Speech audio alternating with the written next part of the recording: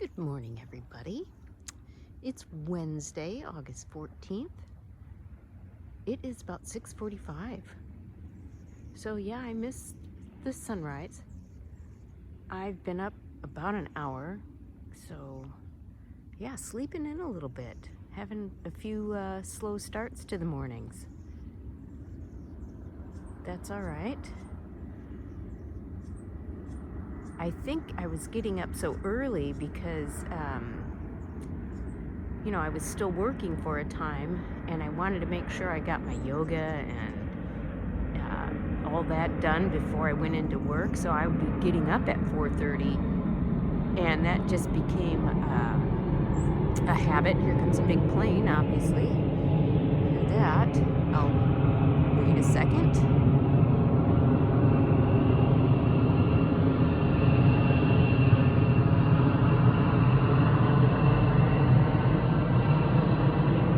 Obviously, I live fairly close to an airport.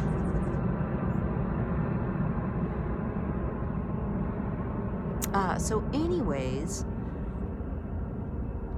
I just got in the habit of getting up super early to make sure I didn't miss a day.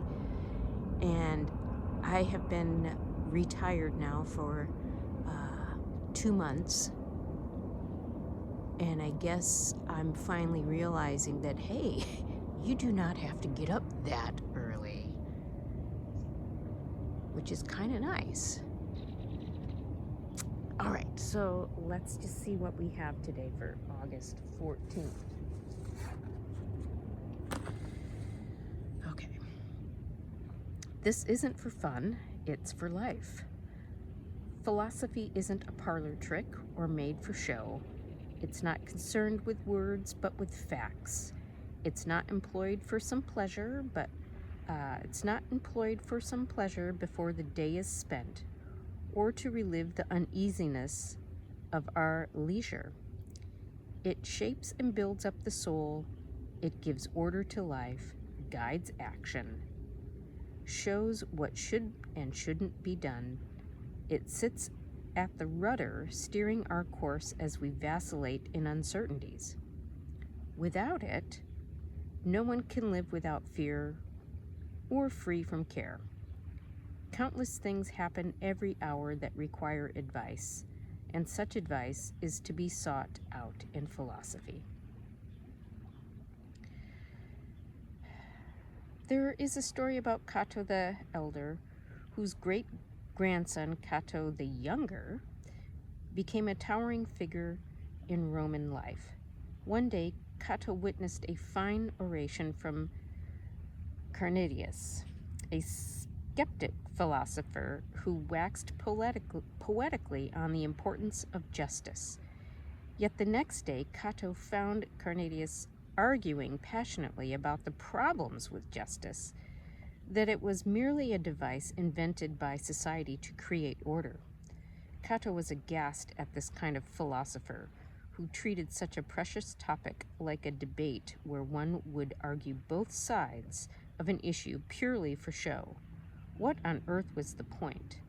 And so he lobbied the Senate to have Carneades sent back to Athens, where he could no longer corrupt the Roman youth with his rhetorical tricks. To a Stoic, the idea of idly discussing some issue, of believing or arguing two contradictory ideas, is an absurd waste of time, energy, and belief. As Seneca said, philosophy is not a fun trick. It's for use, for life. Yeah, well, when somebody does that, then you wonder, what do they truly believe? You never know for sure. They can sit there and argue both sides of something. I mean, I guess it's a skill, but you wonder where people stand. Well, Wednesday today, August 14th. Today I have another date with myself, going downtown for a show at Ben Howard at the Moore Theater. That should be fun. I'll be taking Sound Transit. we'll see how that goes. I've taken the light rail once with Harrison. This will be my first time solo. I'm sure it'll be fine. Okay, folks, so I'm going to get started with my day since I am a little bit late. You know, I can't be late for anything. Come on now. I'm going to get started on my day. I might rip out my roses. I was texting with a friend last night, and she was showing me pictures of her vegetable garden and how she's able to walk out there every night and pick her salad greens. I'm like, oh my God, I want to do that.